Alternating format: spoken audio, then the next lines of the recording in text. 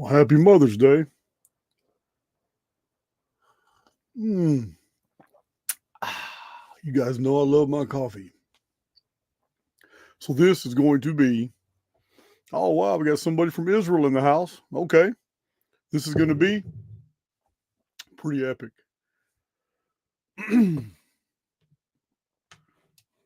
So we have original Archaix presentations from 4 and 5 years ago that have not been revisited, and they should be because I never stop researching.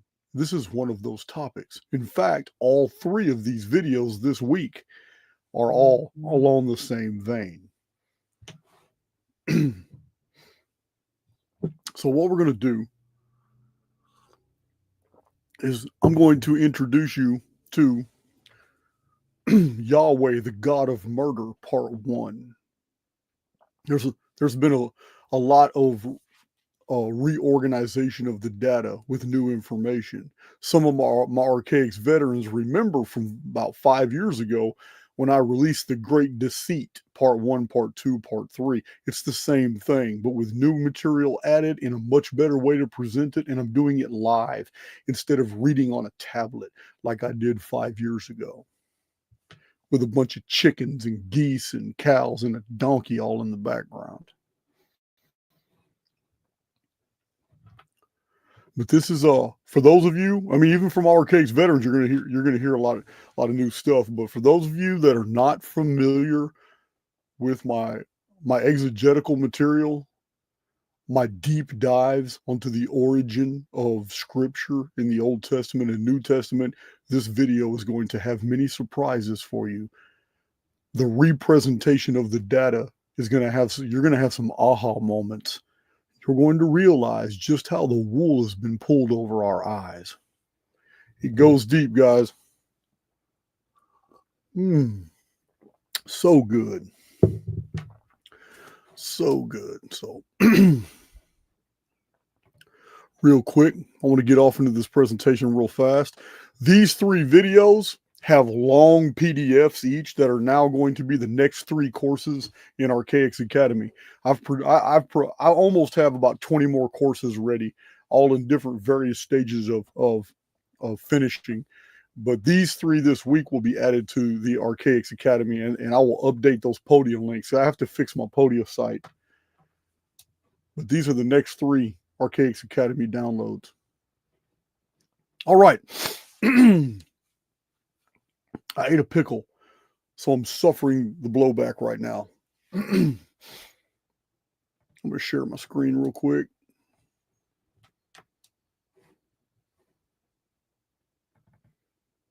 So, for those who want to come hang out with me and the others, you want to hang out? Well, I mean, really, it's not just local Houston. Every time we do a Houston meetup, people come from Canada. We had people coming from Europe.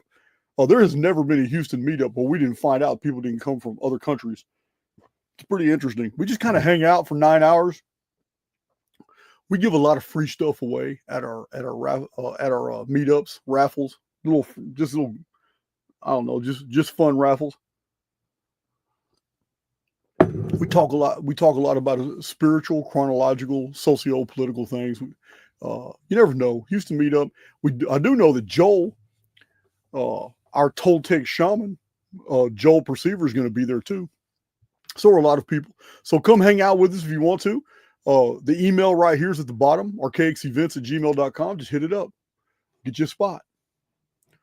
We will break for an hour and a half, and within walking distance are all kinds of delis and shops and restaurants across the street. Yeah, it's easy access, gigantic parking lot. It's a place that we prefer in Houston. We've always done our Houston meetups in the same building in the Maple Room. All glass windows you can see outside in the streets. I like it. All right, so we also have, before that, on the Phoenix date, May 17th, they're sold out on the seating, but I still think they're doing something online. You need to hit up Ali Wilkins 29@gmail.com right there at the bottom. Ali Wilkin will let you know on how to join them online, but I will be with them probably 2-3 hours fielding questions, Q&A, just kicking it. I'm doing it virtually. until that day comes and I feel like I need to go ahead and get my passport and visa and start traveling the world, which may be very, very soon. But yeah, I just wanted to share those two. And before we get started, of course, we're going to kick this off with our Errant ad. Justin, I know you see me wearing the shirt. Justin designed this. There it is right there. Oh, let me turn this way. Hell yeah, Knight Errant. Justin did this. I like the design. It's badass. So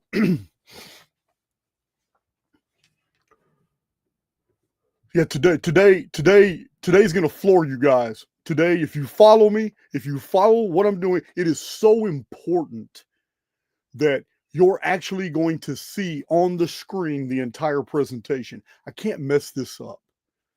Yeah, a lot of people have invested their faith in things that I'm going to be dissecting in this video. So it's very important that you follow along with me and that you see on the screen, because some people are like me. I'm not an audible learner.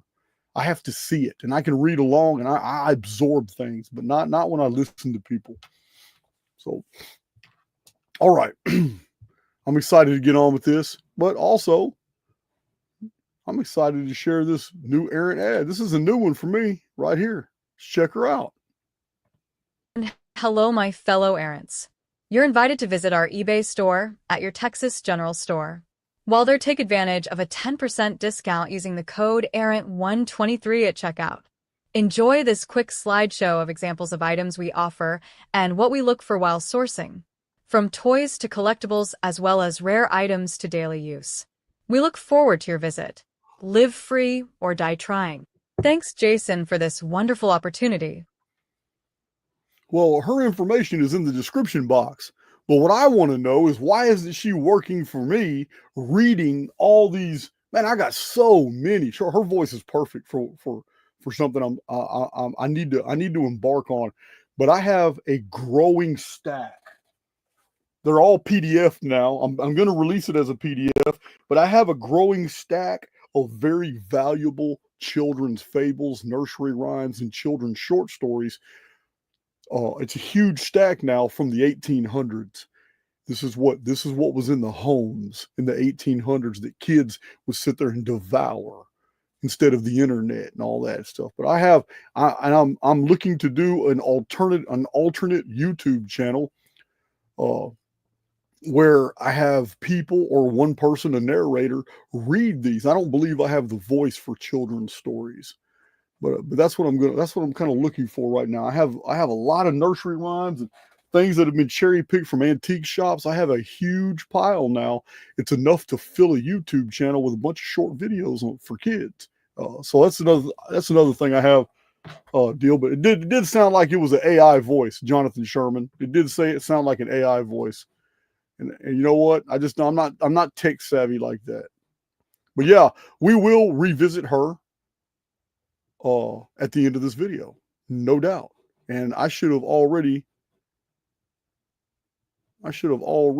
got back on the screen like that. All right. Now we're humping. It is too late to be polite. Oh, I'll get my Paul Wallace book today. I ordered a Paul Wallace book. Looks like it's one of his #1 books, and according to the jacket, it covers the most material. So I'm going to go through it because Paul Wallace is, Billy Carson's irrelevant. So I need to move on. And Paul Wallace seems to be somebody you guys keep throwing his name out there, and he seems to be an expert in 2 genres. Unlike Billy Carson being an expert in just bullshitting, Paul Wallace seems to be an expert in ancient aliens and in the biblical material. And he has his own exegetical analysis, has a crossover. So I need to read that book. And you guys know I'll be absolutely fair. If the man is a very good writer, I'm going to tell you that. If the man's information is very compelling, I'm going to tell you that, even if I disagree. You already know this. If the man is pulling the wool over your eyes and this is some complete bullshit, you know you're going to get the business. So,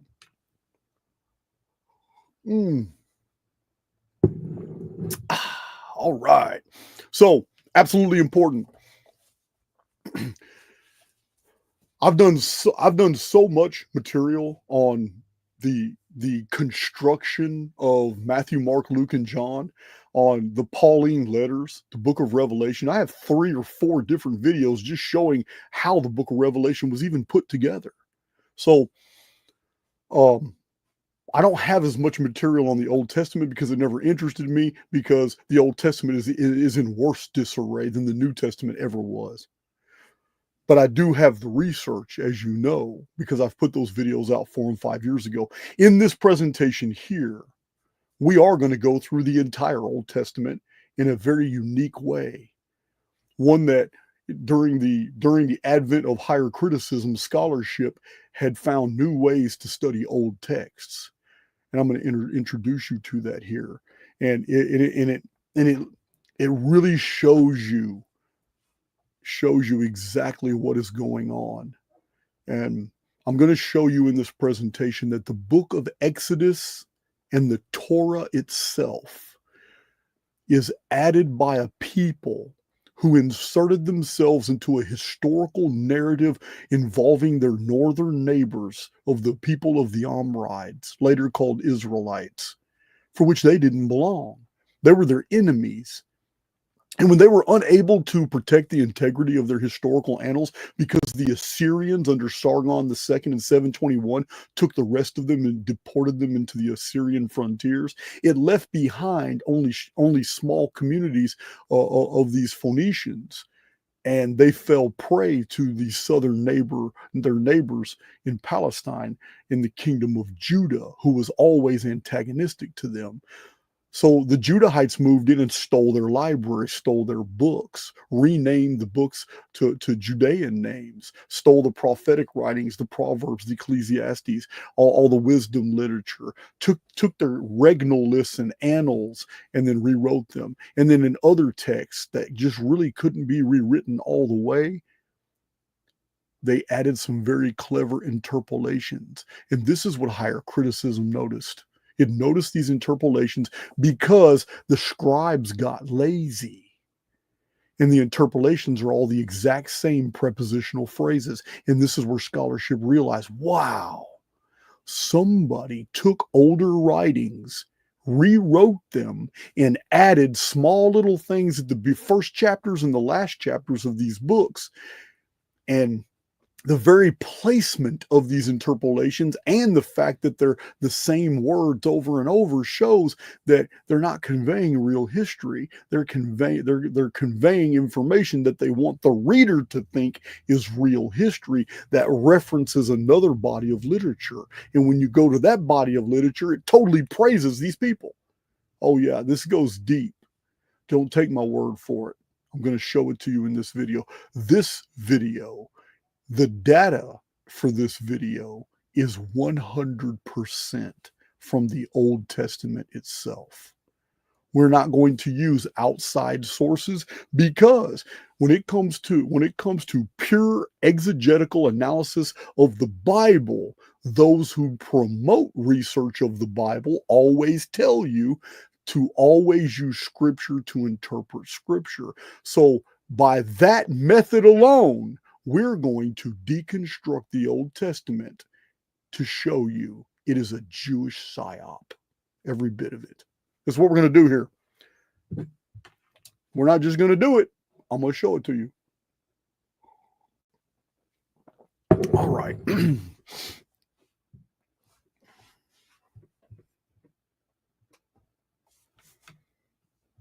All right. It's been beautiful weather outside. Yesterday I got exhausted because I laid a bunch of sod.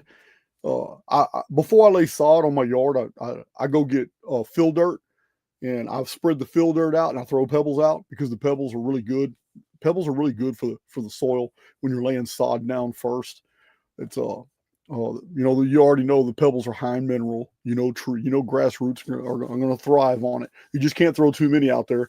But I laid a bunch of sod. Sod's heavy, so here I am using my van as a contractor van again, and I'm kind of pissed about it because I got to clean it all out. But I can't clean it all out because I'm still short some sod, and I got to do some more. So I've been busy with some doing some physical things on my property. But all right, let's do it. Oh man, Man, oh man. So I'm going to move the screen. I'm going to share my screen so you guys can see exactly what I'm presenting. Because you got to see it. Seeing is believing. All right.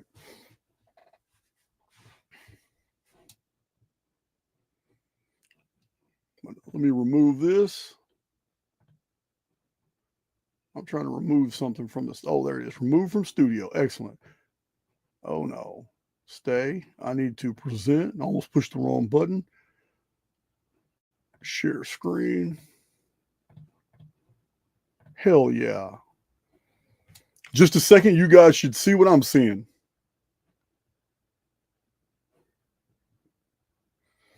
Moderators, I hope you noticed. Well, first of all, moderators, if you still haven't used the email that was provided, I can't remember what email was being provided. Somebody in the chat knows, but the moderators, it's an email going to Dawn. So this is going to be neat. You need to check in because we're sending out some really nice gift cards to all the moderators. There it is. Thank you, Mr. C.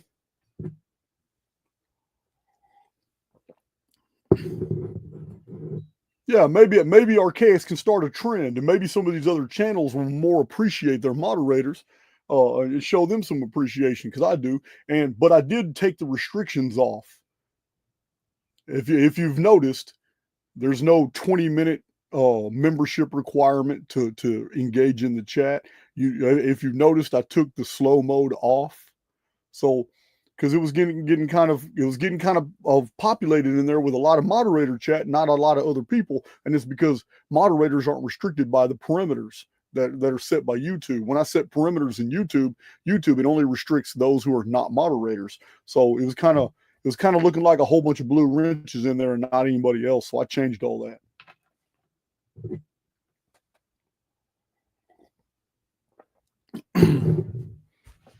Yeah, and some of you moderators, I'm not going to mention no names, Wit, seem to take full use of that moderatorship too, of that not having a delay.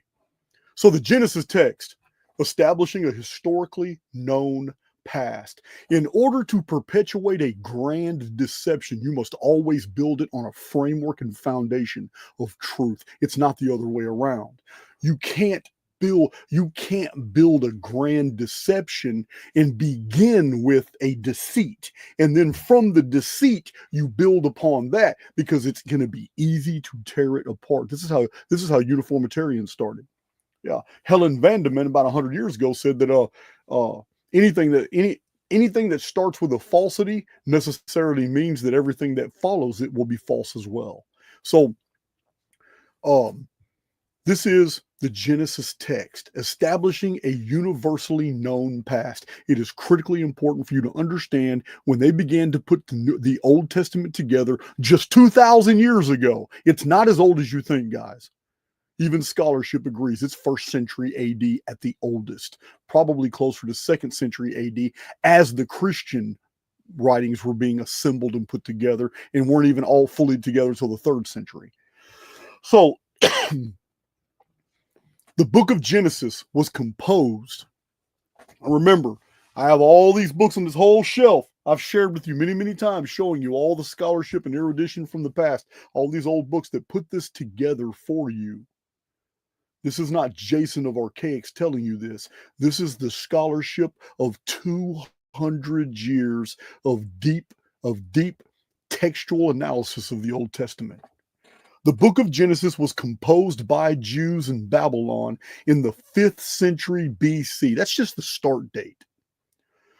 It was in the immense libraries of the temples that they learned of the walled gardens of antiquity, the Edens, of the serpent and the divine tree in a lost pre-flood world. They learned about this in Babylon. These were all a part of the old Amorite syllabus.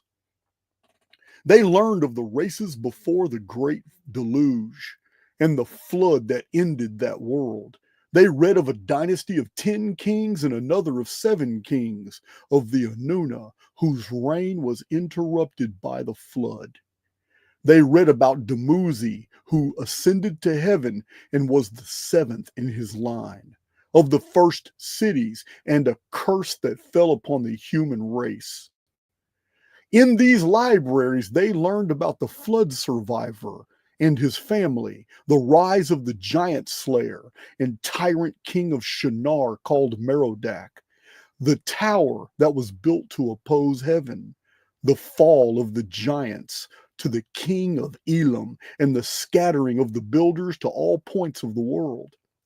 They read of giant wars and the destruction of the cities of the plain, later finding their way into the Genesis text as Sodom and Gomorrah. These stories found in Genesis have their antecedents in the ancient tablet collections of the Babylonian Enuma Elish, known as the 7 tablets of creation, found in cuneiform in the underground in the famous library of Ashurbanipal of Nineveh, in the Akkadian Atrahasis epic, in the Karsag tablets, in the Lamentation texts, and the Era Epos. These are all collections of tablets from the ancient world that have been found and on display in museums all over the world today. The monuments of Sargon I and the Kudar Lagamar tablets and the Elamite invasion against the West and the famous Epic of Gilgamesh. And in the widespread memory of an ancient couple called Brahma and Saraswati, whom the Jews would change to Abram and Sarah in their attempt to link their own lineage to this most ancient family. The stories are founded on the backbone of true, verifiable archaeology and artifacts and the testimony of many peoples having the same memories. The book of Genesis, as found in our Bibles, is but an abbreviated version of the history of the world according to the ancient Near East.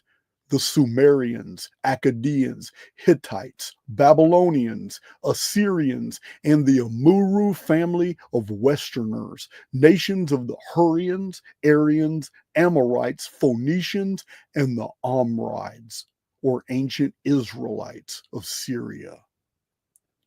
Also in Genesis, there is a covenant ratified between God and mankind, with promises made and directives given. So I want to address this real quick. We have here the beginning of the Bible is the book of Genesis. The book of Genesis, for those who don't know it, scholarship has divided it into 12 portions, and it's not arbitrary. A critical analysis of the book of Genesis shows that it was in 12 parts. The reason we know this is because colophons have been detected in the text. In ancient Near East, when you went into a library, a shelf would have a whole bunch of tablets. But where would you start and where would you finish? You would look at a tablet, and the top and the bottom would have colophonic markers that would let you know what tablet this is in the series. The very first tablet in a series would have a colophon, and a colophon is a phrase. The very first phrase in cuneiform, and these be the generations of Set. At the end of the tablet, it would say the same thing, but it would be a different name. And these be the generations of whoever's going to be next. And when you pull the next tablet out, it would start with, because if it says, and these are the generations of Adamu on the first part, and it ended with, and these be the generations of Set. Then the next tablet would start with, and these be the generations of Set. But then when you get to the bottom, it will say, and these be the generations of Enos. So you'd pull out the next tablet, and at the top it would say the same thing that the former tablet said at the bottom, and these be the generations of Enos. And Aram built 2 columns in the land of Syriad, and in the land of Syriad, these pillars held up the heavens. So we have this ancient testimony of a great pyramid called the Pillars of Aram. This is Aram is mentioned in the Arabic traditions and in the book of Genesis. But I digress. What I'm saying is that we have this a massive body of historical information and belief systems that were a part of the Amorite syllabus of teachings that were spread throughout Babylon, Akkad, the Hittite Anatolia, later Phrygia, all throughout the Near East, into the Mediterranean. These same belief systems of giants, a war of the giants, a tower, a great flood, a flood survivor. All these things were known. 2 different lineages, 2 different major dynasties, a 10-king dynasty and a 7-king dynasty, in 5 cities that were known to have been built before the flood. All these things were known back then. So the compilers putting together the Old Testament, all they did was take all the best known traditions universally agreed upon and wrote a very condensed narrative called the Book of Genesis. These be the generations of. This is what they did. Toward the end of Genesis, they altered Brahma and Saraswati, the 2 heroes of the ancient world, were universally known, and they changed Brahma and Saraswati to Abram and Sarah, and started their patriarchal lineage, admitting that their patriarch Brahma came from Babylonia, even admitting in the Old Testament that he was a descendant of the Amorites. It all says this in the Old Testament. But still, now they had a patriarch that was universally known throughout the world. They just changed his pedigree. And now they had somebody to link their own family lineage to. This is how Genesis starts. But everything changes. Genesis is just a general overview of the accepted history of the ancient world. Except for the last parts of Genesis where they're trying to show their lineage to Abraham was through Egypt, as slaves in Egypt. So here we have the book of Genesis setting the pace. Basically a foundation. Foundation means beginning. Basically a foundation for which the rest of the narratives can be attached. A foundation that allows a lot of truth to begin their historical narrative. And this is very, very deceptive. Because to the hardcore fundamentalist believer like a Christians today, if you attack any element of the Old Testament's veracity, they can't accept it because they know that they know the flood was factual. Because oh, there's a great flood. All these traditions all these traditions talk about a great flood. No, man, we know there was giants. Smithsonian's been hiding giants. All these books about giants. Josephus wrote about giants. Giants are mentioned like 15 times in the Old Testament. No, man, giants are real, so the Bible's real.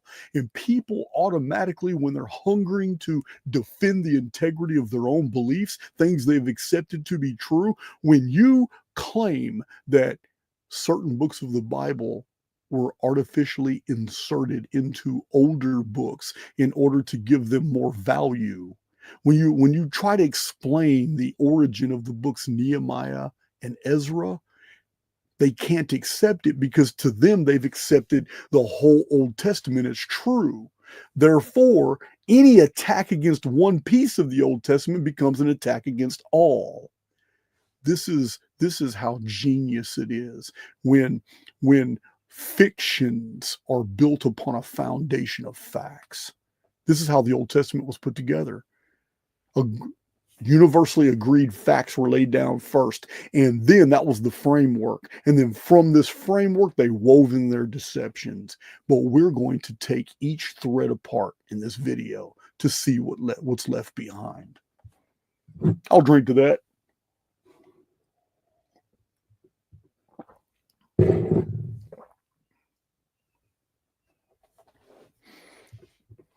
All right. So, so the book of Genesis, So the book of Genesis is the backstory of the human family. And the Old Testament compilers used it because the known and verifiable traditions and events were not contested in antiquity. But with the second book of the Bible, the Exodus, the historical evidence is lacking. Archaeology is silent. The ancient chronographers say nothing. There is no hint anywhere that a Moses type figure existed, or a Joshua, or any of the judges. Now, before you go to throwing out things like Akhenaten was the Moses. No, he wasn't. He could have been the template from which they made up Moses. What I'm telling you now is Akhenaten is 13th century BC. And in the 13th century BC, there was nothing like a Moses story in existence anywhere in the entire world. In fact, the entire Jewish history found in the Old Testament was unknown to every other nation in the world in the 13th century. In the 12th century, in the 11th century, in the 10th century, in the 9th century. In the 8th century, we start having a lot of Israelite crossover between Assyria, Babylonia, and in the 7th century. And in the 6th century, there is recognition of an Israelite kingdom, but not Jews. Now, huge distinction. So there is no hint anywhere that a Moses type figure existed, or a Joshua, or any of the judges. Confounding this is the abundance of evidence that Saul, David, and Solomon are figures borrowed straight out of the Canaanite lore. You can imagine my surprise. I believe I was reading Adolf Ehrman when I find that Davidu, the giant slayer, is dated 400 years before David in the Old Testament. And it's the same, Davidu, the giant slayer, is the same. It's a Canaanite version. It's either the Rashamra tablets or the Ugaritic tablets. I can't remember which body of tablets had the Canaanite epic, but it's very interesting.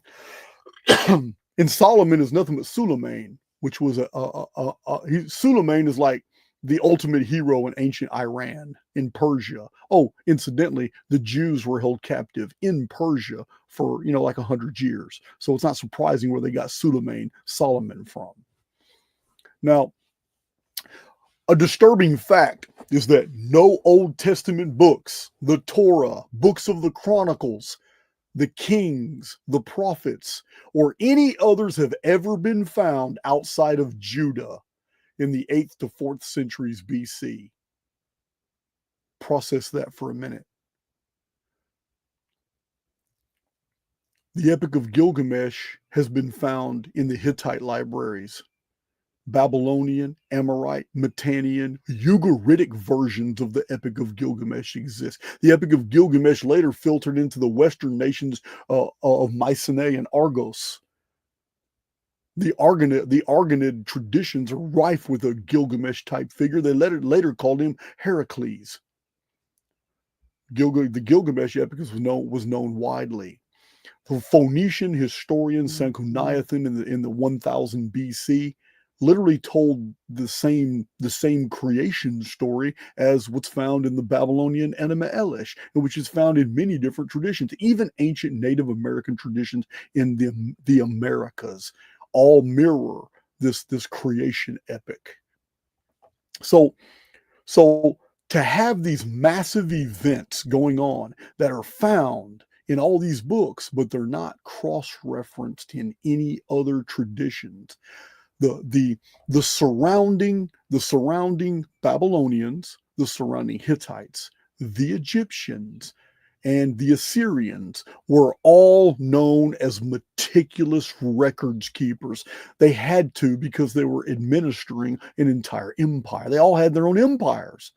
But in all those records, how come they never acknowledged any of these texts, any of these personalities, any of these kingdoms, any of this history? This isn't Jason of Archaix telling you this. This is scholarship. They ask these questions. Why? Why?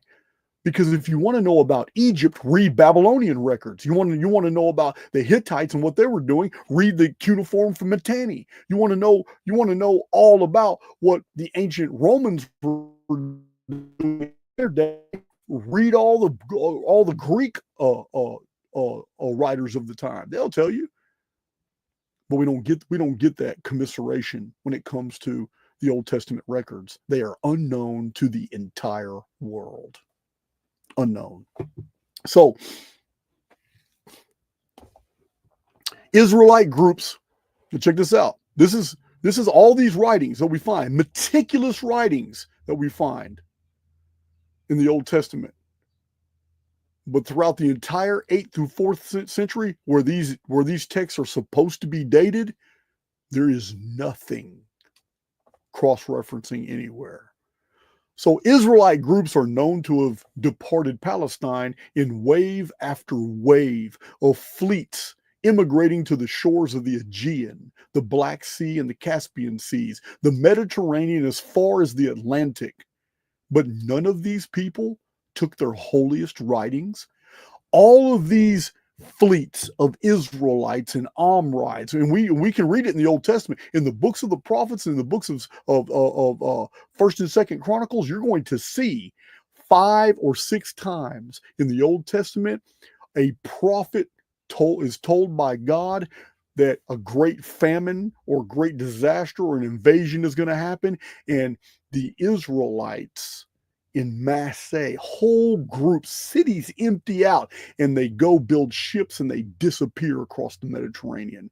They leave. There is an exportation of Israelite, Amorite, Phoenician culture from Palestine in wave after wave after wave. And yet, not one of these Old Testament books has appeared anywhere else in the world. The reason for that will become abundantly clear by the end of this video.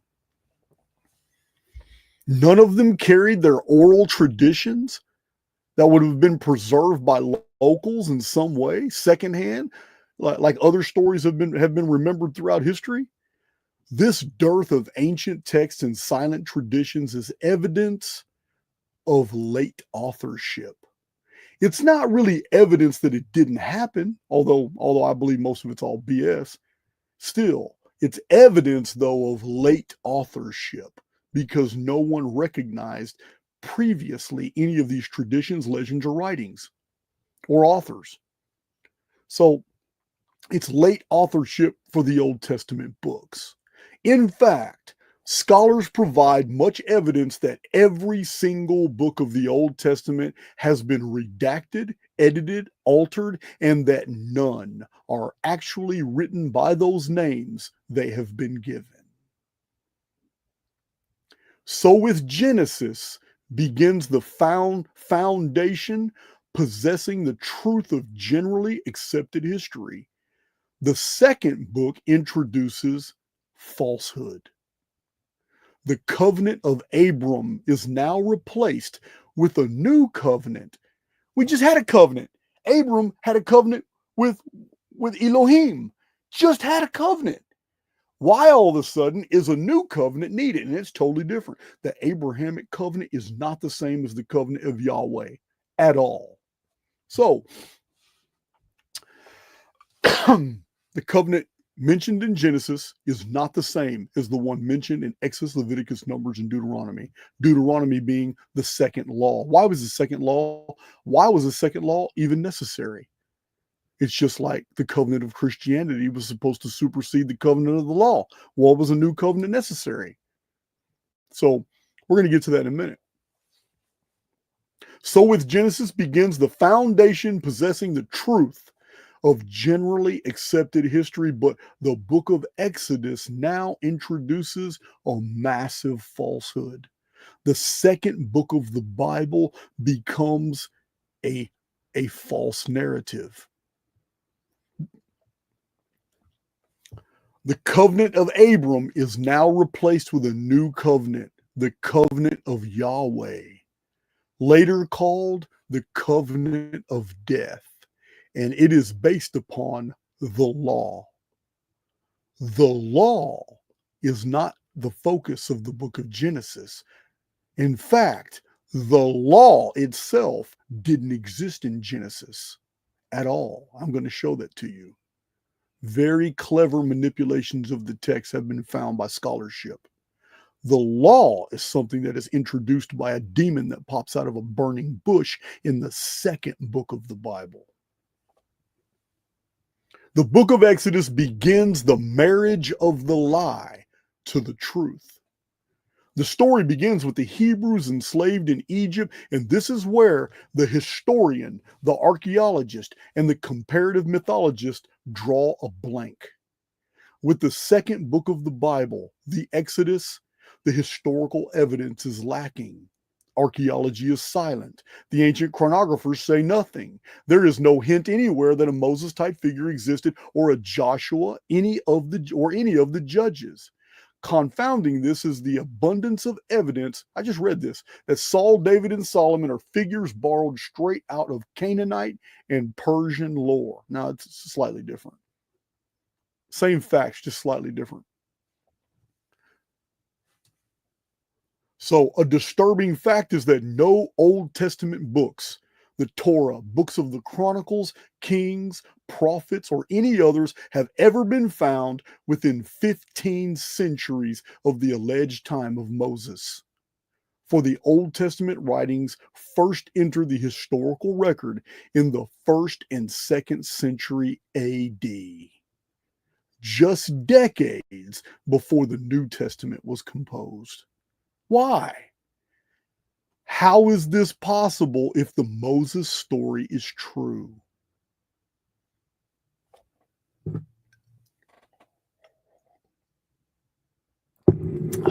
I got some of this. I got these two of these paragraphs double.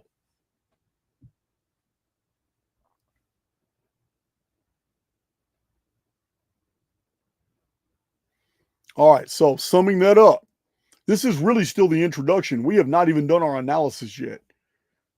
So with the second book of the Bible, the Exodus, a new God unknown to Abram called Yahweh brought a totally new covenant. Masquerading as holy and just, Yahweh had no capacity for love and compassion. As will be shown here, he is the arch deceiver, the bloodiest of all the gods. This is the subject matter of all three of these videos. Though the biblical record reveals Yahweh to be an unholy God, a demon, we have been deceived through misinterpretation to regard Yahweh in a favorable light, despite the clear warnings in the Old Testament. Yahweh is an imposter. This information comes from the Old Testament, not Jason of Archaix, not scholarship. We will only look at the Old Testament, and the Old Testament is going to tell us who Yahweh is. He first enslaved the Israelites, and then he deceived the world. He was rejected by the Israelites, but the Jews accepted his covenant of death and became his servants. Drink to that. All right, before we begin this analysis, the analysis begins now. That was just an introduction to all three of these videos. The analysis begins now. Let me check my chat, see if everything's okay. Sorry, gals. I know this is a heavy topic for Mother's Day. Didn't plan it that way.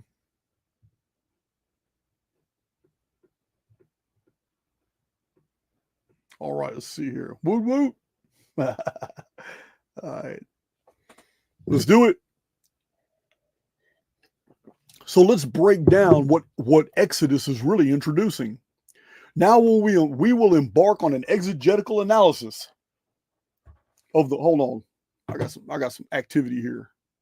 All right.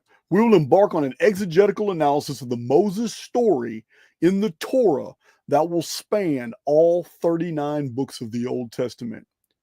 There are 21 key words and terms in the Moses epic most relevant to the narrative. Pay attention. This is what we find. We find Exodus introduces Moses, a fiery bush. burning bush, Red Sea, flood stood upright, Amorites. Oh, Sihon of the Amorites. Hold on. Let me see something here. Well, I can't do that. I see how it changed the format. It's Sihon of the Amorites, but the 10 plagues, signs and wonders, Sinai. Remember that. How important is Sinai to all? It's the center of all Jewish tradition. Remember that. It introduces Sinai, the book of Exodus, manna, Pharaoh, Jordan, Miriam, Aaron, Joshua, the brazen serpent, laws of Moses or law of Moses, book of the law, Og of Bashan, the giant king, Og of Bashan, another giant king, Sihon of the Amorites, Ark of the Covenant, and the hero Caleb. The book of Exodus introduces all of these elements. Let's start with Moses. Moses is named 705 times in the 5 books covering his life: Exodus, Leviticus, Numbers, Deuteronomy, and Joshua. This is the Torah. So he is named 290 times in the book of Exodus alone.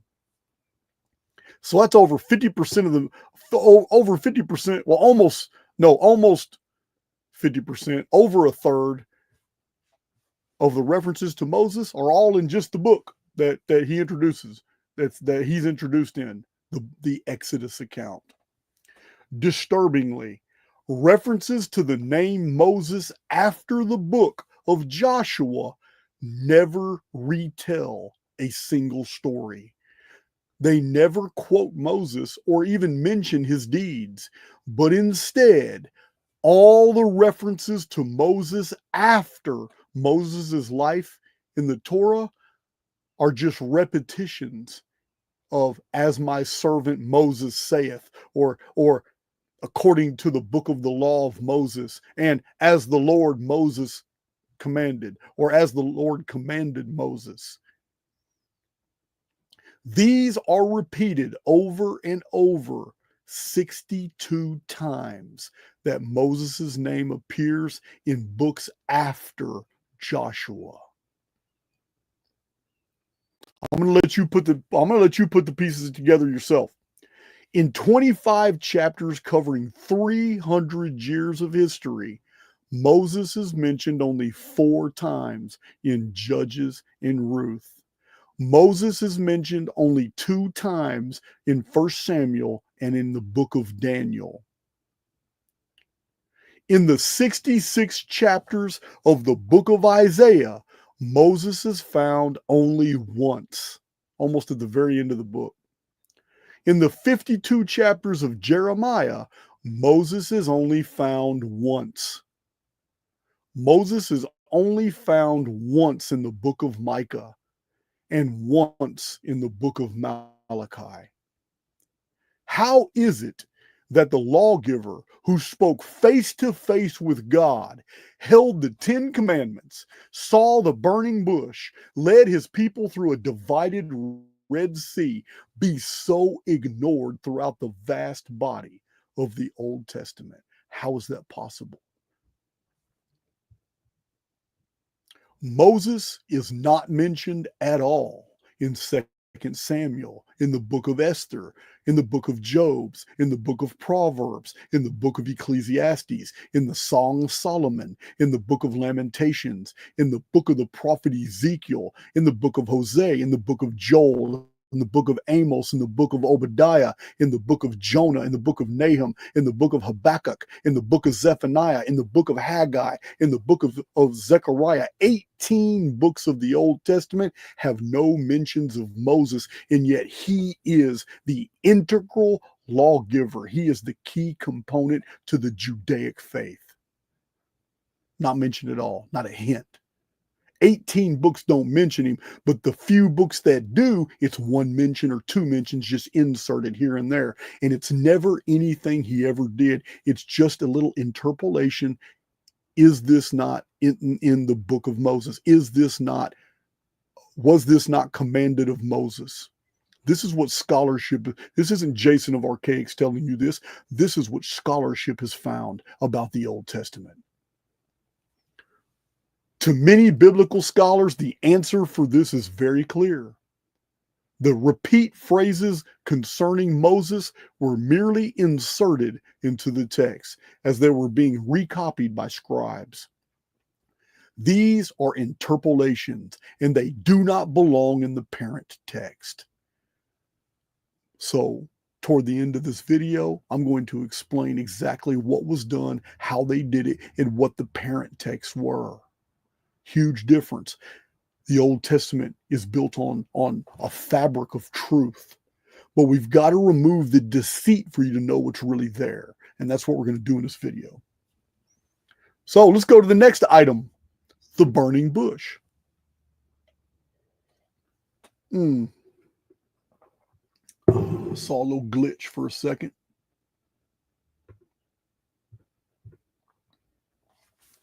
All right. The burning bush. Yahweh revealed himself to Moses not as a living tree, but as a burning bush. In the entire Old Testament, this story of how God met Moses is unknown outside of the book of Exodus. Again, process that. Process, how is it possible that no other biblical writer would have ever wanted to refer back to how miraculous it was that Yahweh revealed himself to Moses? Now, in other studies, I'm not going to get into it here, but in other studies I've done, we found out that Yahweh is actually one of the Shiddu, from where we get in the book of Job, Shaddai. And the Shiddu are a class. They're in Assyriology, demons are classified into groups, Lilim and Shiddu. And a Shiddu is a specific demon recorded in ancient Assyria to only reside in desert places. Who was lost in the desert for 40 years? Go figure. So, and Yahweh was one of the Shiddu.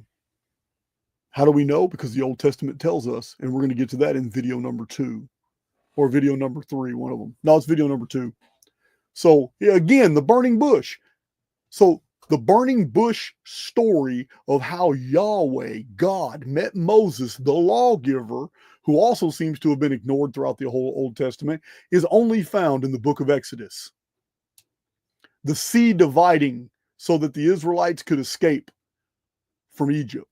The incredible parting of the Red Sea after the book of Joshua is only found.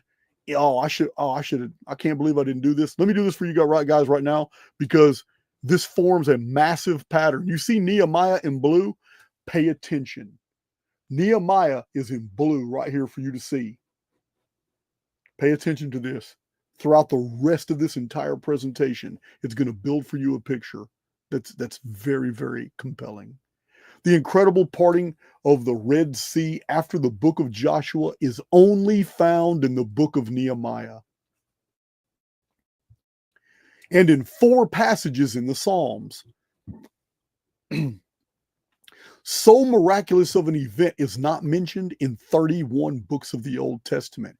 And the 4 mentionings in the Psalms don't concern Israelites escaping Egypt. It's just that the Red Sea parted. And all, I mean, it doesn't describe 10 plagues and the whole Exodus Moses, and they don't describe the law and Moses receiving the law and the burning bush. The references in Psalms are just to a disaster that happened in ancient times that stopped the flow, or actually moved the sea so people could pass over. The miraculous event of the separation of the Red Sea so the Israelites could escape Egypt is not even mentioned in 31 books of the Old Testament. There's only 39 books in the Old Testament. The phrase signs and wonders found in the book of Exodus. The term signs and wonders as a description for what transpired in Egypt before the Exodus first appears in Scripture in Nehemiah chapter 9, verse 10, with a second reference in the Psalms, and a third in Jeremiah. Bear with me. I do not want to tell you what to see, but a pattern is going to emerge for those of you who are paying attention. The 10 plagues on Egypt. The fascinating story of the 10 plagues visited upon Egypt depicted in Exodus is not found remembered anywhere in the Old Testament. The entire Old Testament makes no reference whatsoever to the 10 plagues mentioned in Egypt, mentioned in Exodus. It is strictly an Exodus account. That a disaster in ancient Egypt occurred is historical and alluded to in the Psalms. But again, the Psalms don't provide any of the Moses details. The 10 plagues narrative is unknown in the entire Old Testament. How could you ignore that the angel of death appeared and the Israelites had to paint blood on their doors so they would be saved, and the firstborn of Pharaoh? How could you ignore this massive Exodus narrative? Charlton Heston didn't ignore it. I mean, how can you ignore this throughout the entire Old Testament? And it's only found right here in this one book, the Exodus. You'll see the picture. It's going to form for you. I'm not even going to have to tell you.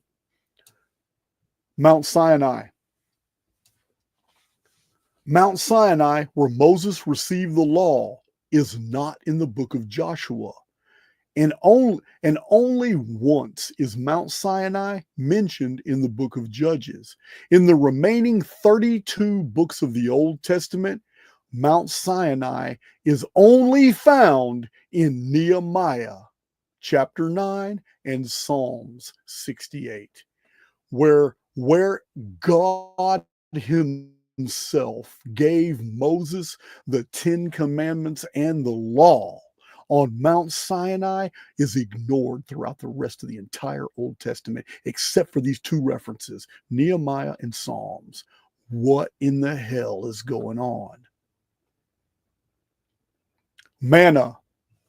The extraordinary account of manna, the bread of heaven, angel food, feeding the Israelites in the wilderness, is found nowhere in the Old Testament after Joshua, except Nehemiah chapter 9 and Psalm 78. Oppression of Pharaoh. Pharaoh oppressing the Israelites is mentioned in 4 books after Deuteronomy, the second law. It is mentioned in 1 Samuel and in 2 Kings, Nehemiah chapter 9, and Psalms 135 and 136. Jordan River. The Jordan River appears 60 times in the Old Testament after Joshua, many times with armies passing over it without any supernatural assistance. God stopping the flow of the Jordan to allow Israelites to pass is found only once after Joshua in Psalm 114. Hell of a miracle. It's the second division of a body of water to allow the Israelites to pass over, and no one knows anything about it. How are you not going to mention that in all your other writings when you're trying to give demonstrations on the power of God? How? Miriam, the sister of Moses. Miriam, the first female of import in the book of Exodus, is found twice in the entire Old Testament after Joshua. In 1 Chronicles 6:3 and in Micah 6:4, the very end of Micah. Aaron. Aaron was the patriarch of the Israelite priesthood. He is not mentioned in the first 76 Psalms, in the book of Ruth, in the book of 2 Samuel, in both books of 1st and 2nd Kings, in the book of Esther, in the book of Job, in the book of Proverbs, in the book of Ecclesiastes, in the book of Song of Solomon, in the book of Isaiah, the book of Jeremiah, the book of Ezekiel, the book of Lamentations, the book of Daniel, Hosea, Joel, Amos, Obadiah, Jonah, Nahum, Habakkuk, Zephaniah, Haggai, Zechariah, and Malachi. In 1 Samuel, Aaron is only mentioned briefly in chapter 12. There are over 350 references to Aaron in the book of Exodus, Leviticus, Numbers, Deuteronomy, Joshua, and 1st and 2nd Chronicles.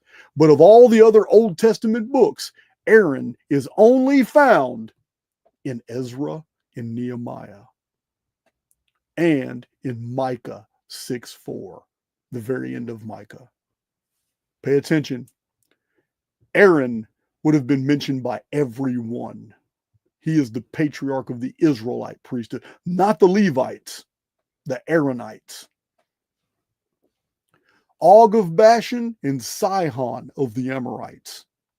The infamous giant kings, the Nephilim, defeated by the Israelites, called Og of Bashan and King Sihon of the Amorites, are only mentioned in the Old Testament after Joshua in 1 Kings chapter 4 and in Nehemiah and in the Psalms 135 and 136.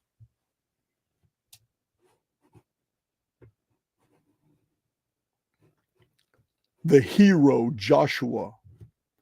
Joshua, the hero of the conquest of Canaan, nation builder, giant slayer, appointed by Moses, endorsed by God, has his life and exploits detailed in Exodus, Leviticus, Numbers, Deuteronomy, and the book of Joshua, with mentions in Judges. Except for one mention in 1 Kings chapter 16 and in Nehemiah chapter 8. The hero Joshua is not mentioned in any other Old Testament book.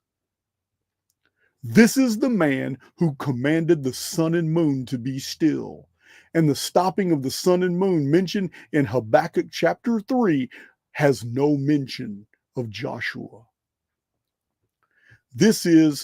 Joshua is actually a greater hero in the narrative than Moses. And he's just not remembered, except right here. Nehemiah again. Caleb, another hero. After the book of Joshua is found, Caleb is only found once in 1 Chronicles. He's actually found twice in 1 Chronicles, in chapter 2 and in chapter 4. The remaining 26 books of the Old Testament do not know of Caleb or his career. Caleb was also a giant slayer. No one knows about him at all, anywhere in the rest of the Old Testament. Here's a real humdinger. Let's look at the law of Moses.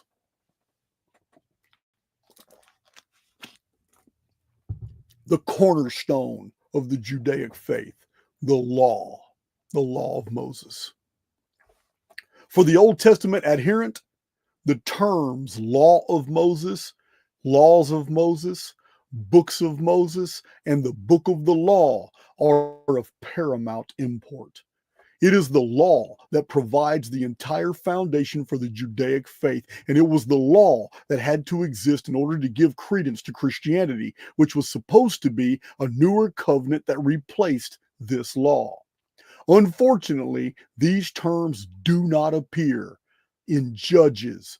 They do not appear in Ruth, in 1st and 2nd Samuel. They do not appear in Ecclesiastes. They do not appear in the Song of Solomon, in Joel, Obadiah, Jonah, Nahum, the book of Esther, the book of Proverbs, the book of Isaiah. They do not appear in Jeremiah, Lamentations, Ezekiel, Hosea, Amos. They do not appear in the books of Micah, Habakkuk, Zephaniah, Haggai, the book of Zechariah. It is clear that the prophets of Israel knew nothing about the laws of Yahweh or his messenger Moses. He is not mentioned, and nor is the law mentioned in any of these books.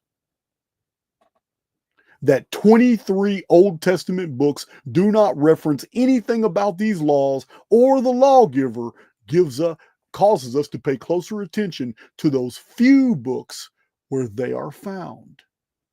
The law of Moses is found one time in 1 Kings, 2 times in 2 Kings, 2 times in 2 Chronicles, 4 times in the book of Ezra, 3 times in the book of Nehemiah, 2 times in the book of Daniel, 1 time in the book of Malachi, toward the end of the book. At the very end of the Old Testament record, Malachi is the last book of the Bible, Old Testament. And it's believed by scholars to be an interpolation, meaning they inserted it at the very end. It is to be noted that Daniel appears to be the only prophet that knew of any laws of Yahweh or any book of the law. Daniel lived in Babylon among the Jewish exiles, not in Judah. Remember this key fact, because you're going to learn about the book of Daniel at the end of this video.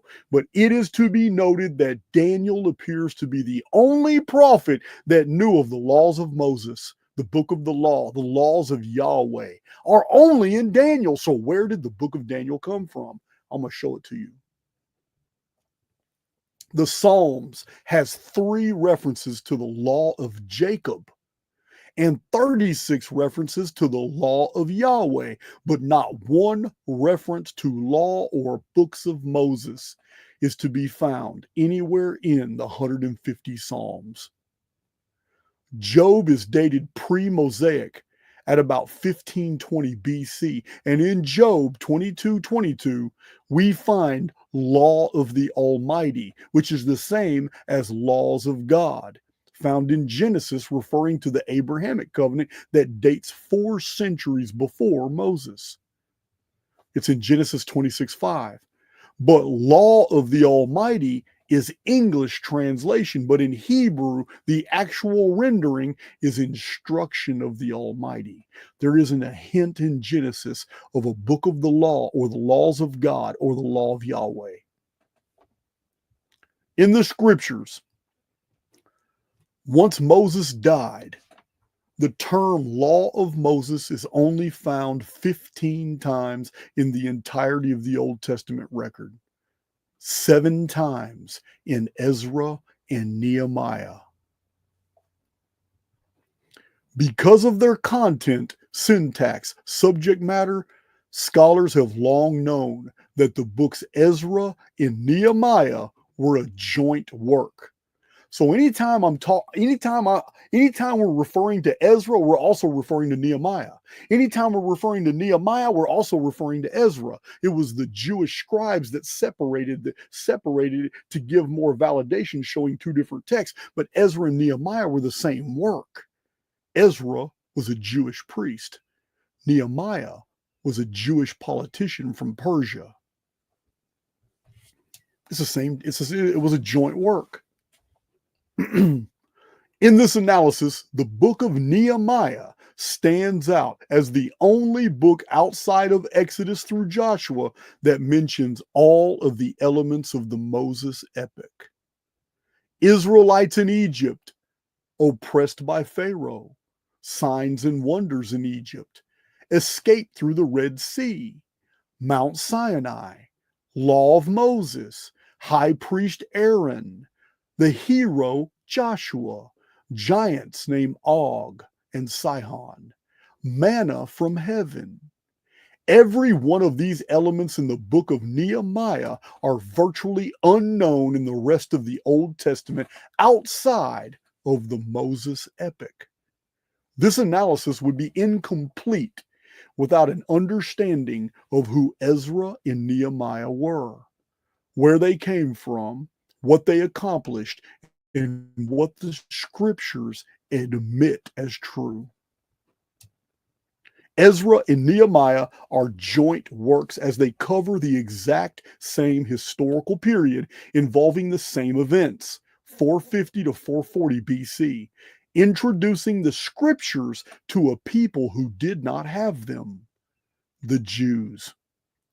In Ezra, in Nehemiah is told the story. This is in the Bible, in the Old Testament. In Ezra and Nehemiah is told the story of how the book of the law of Moses was first read to the locals. And Jews returned from exile in Babylon and Persia in about 446 BC. According to its own account, that was written during King Artaxerxes' reign. This makes Ezra and Nehemiah the last books included in the Old Testament canon, about 139 years after the fall of Jerusalem to Nebuchadnezzar II of Babylon in the year 585 BC, and 91 years after the fall of Babylon to Persia. The books of Ezra and Nehemiah are chronologically last, but these books are hidden in plain sight in the Old Testament, deliberately placed toward the middle of the canon to conceal this fact. So the scribes who wrote Ezra and Nehemiah these are the last two books of the Old Testament, but they deliberately placed them in the middle of the books of the Old Testament to obfuscate this fact, to hide the fact that these books are the last, because it was going to be obvious. If they would have put them after Malachi, it would have been very obvious to readers of the Old Testament of what was going on. But by putting them in the middle, it really creates confusion. The book of Nehemiah is the only Old Testament book attributed to a politician. It concerns itself with explaining that at the direction of the priest Ezra, the books of Moses were reintroduced to the Jews, who had not only lost them, but had no traditions of ever having known them. It is the opinion of most scholars that Ezra and Nehemiah are joint works as they cover the exact same historical period, introducing the scriptures, to a people who did not have them. Scholars believe Ezra and Nehemiah introduced the Moses epic for the first time, that the story was pure invention. It is no coincidence that virtually 50% of all references to book laws of Moses are grouped together in Ezra and Nehemiah. The book of Nehemiah contains all the same interpolations as found in the redacted Psalms, often word for word. By his own account, Nehemiah was a wealthy, powerful Persian administrator, a Jew in service to Artaxerxes, and Ezra was a Jewish priest. Early on, removed from the Old Testament canon, was another book by Ezra, now called First Esdras. The use of his Greek name is an attempt to put some distance between Ezra of the Scriptures and Esdras of the Apocrypha. In First Esdras, we learn that Ezra came from Babylon. This is First Esdras 8:1, claiming descent from Errant, the high priest of the Moses epic of which no one had ever heard. This was 950 years after Errant allegedly died. First Esdras reads that Ezra was a scholar with a thorough knowledge of the law. That's First Esdras 8:3-4. But his knowledge came after it was rewritten as admitted in Second Esdras 14:21-22, where we read the prayer of Ezra to Yahweh. Your law has been destroyed by fire, so no one can know what you have done in the past or what you are planning to do in the future. Please send your Holy Spirit to me so that I can write down everything that has been done in this world from the beginning, everything that has been written in your law. The simple exiles were impressed with Ezra and his story. Ezra claimed that Yahweh took him up to Mount Sinai and spoke to him with a voice from a burning bush. This is in 2 Esdras 14:1-4. You can see the Jewish grift from the very beginning. For 40 days, Ezra dictated. I need to remove one of those. For 40 days, Ezra dictated to 5 men who rewrote the Old Testament books in a language they had not known before, Hebrew.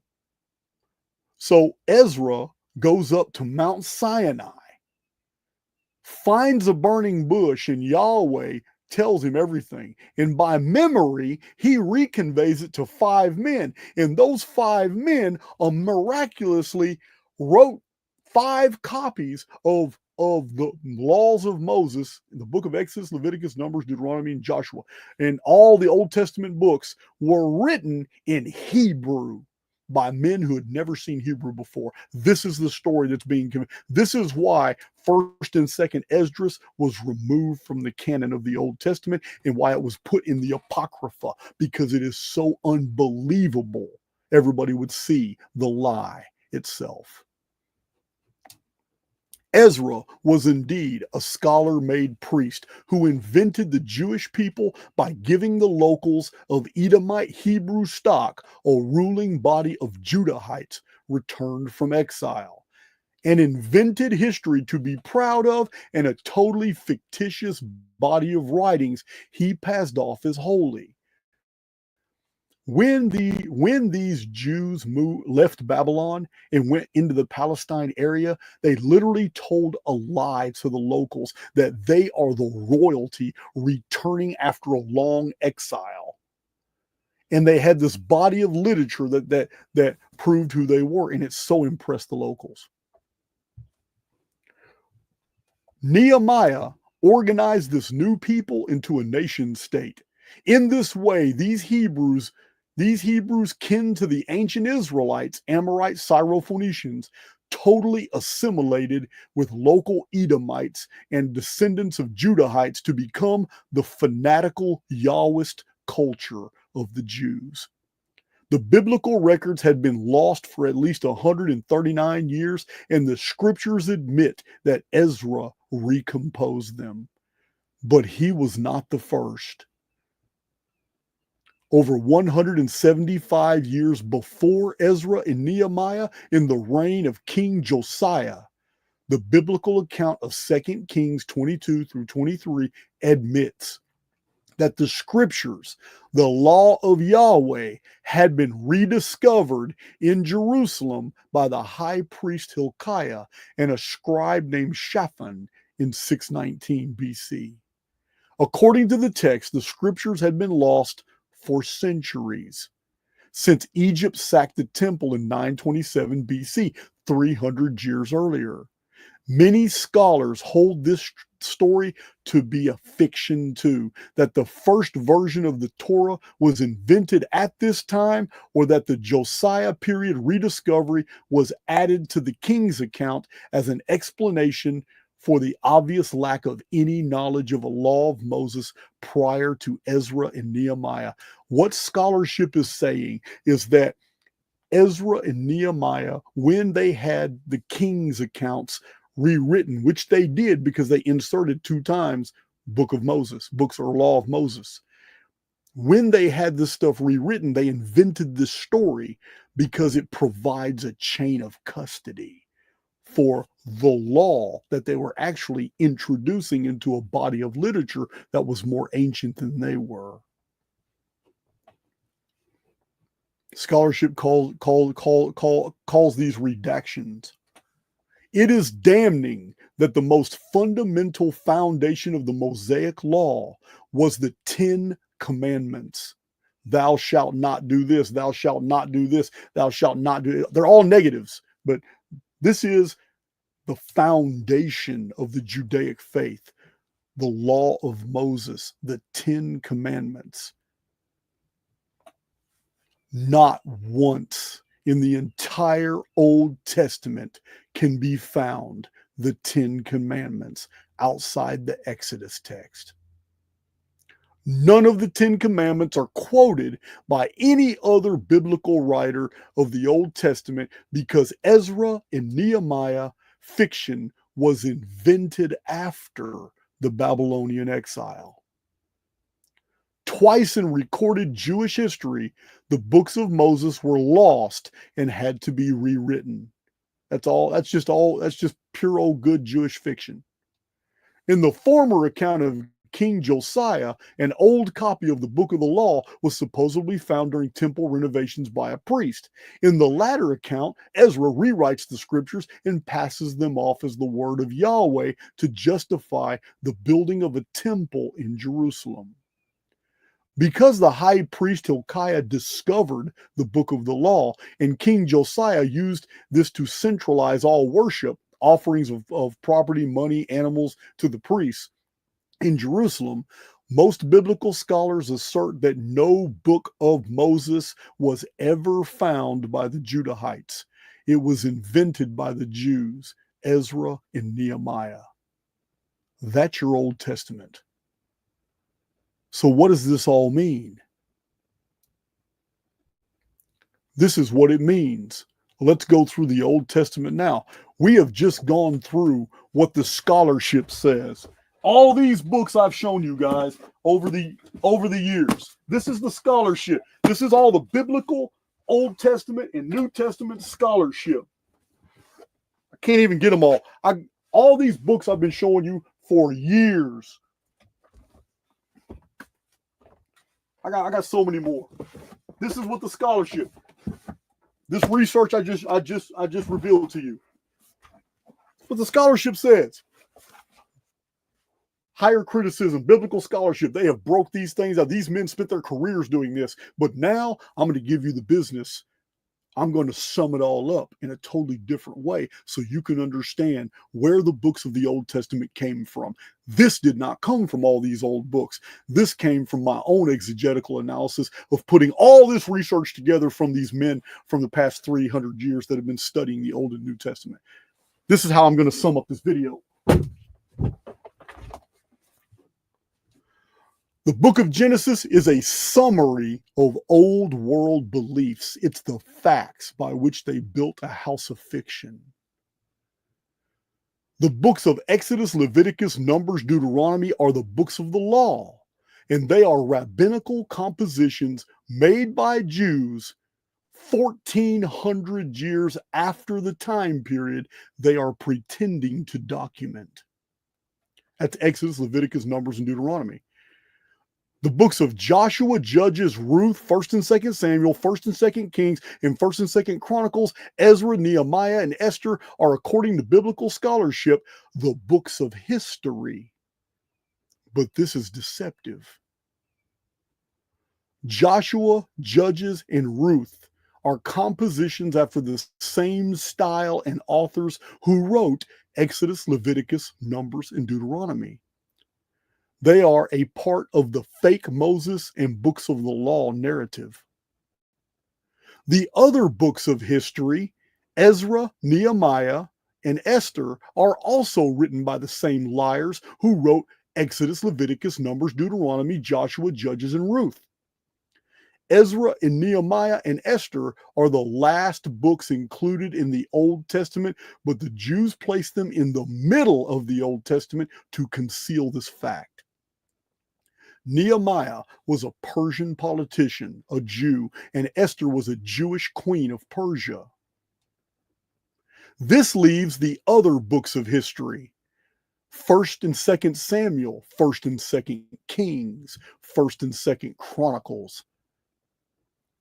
We found that the story of Moses and the Exodus was unknown in these writings, so interpolations were added by the Jews. So why was this deception necessary, and where did these 6 books come from?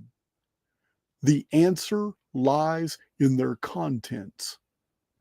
1st and 2nd Samuel, 1st and 2nd Kings, 1st and 2nd Chronicles are all ancient Israelite records, and aside from the book of Job, which is known by scholarship to be a non-Jewish text added to the Old Testament, 1st and 2nd Samuel, 1st and 2nd Kings, 1st and 2nd Chronicles are the oldest writings in the Old Testament, and their subject matter concerns Israel and the prophets. These are the book of Isaiah, the book of Jeremiah, the book of Jeremiah's Lamentations, the book of Ezekiel, Hosea, Joel, Amos, Obadiah, Jonah, Micah, Nahum, Habakkuk, Zephaniah, Haggai, Zechariah, Malachi. These are all prophets of Israel, not prophets of Judah. They are prophets of Israel. Huge distinction.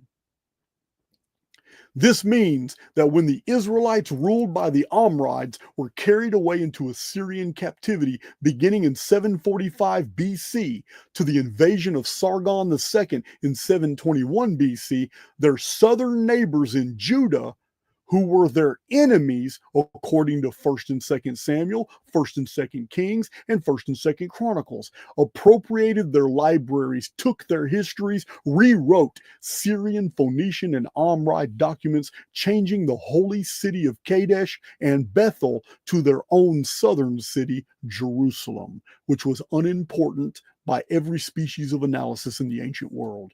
Jerusalem was nothing. It's not even on a trade route.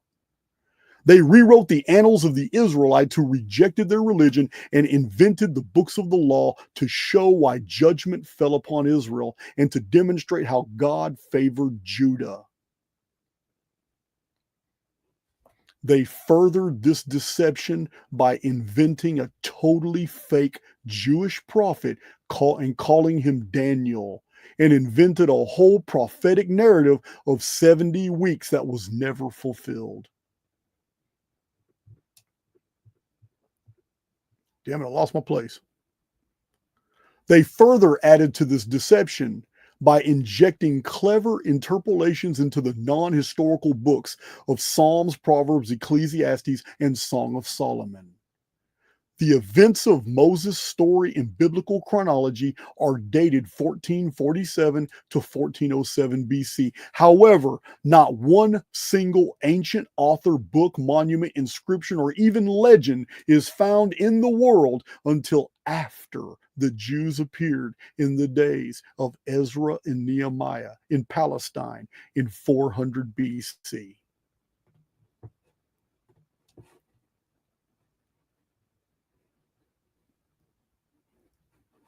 I need to get my screen back.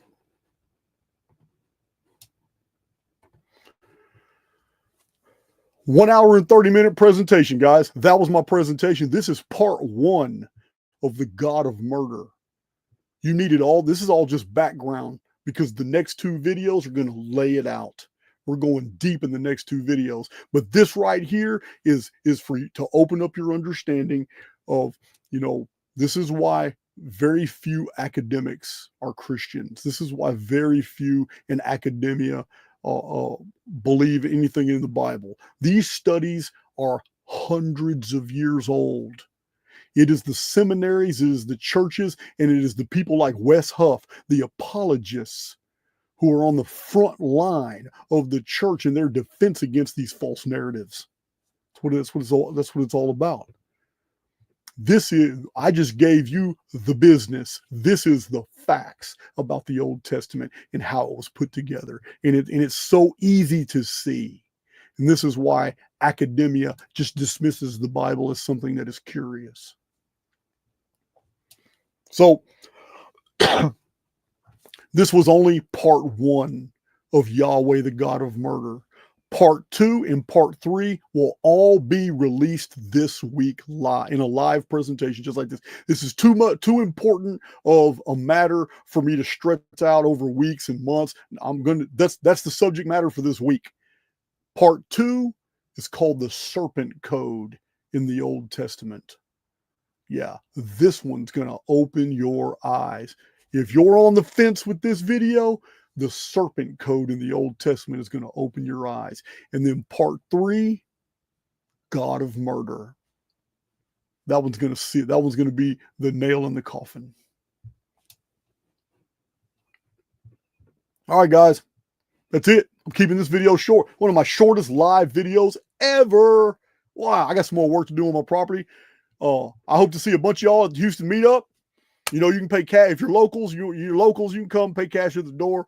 We would like to know if you plan on coming, because sometimes we bring extra stuff. I just need to know, guys. I just need to know, guys. I just need to know. So,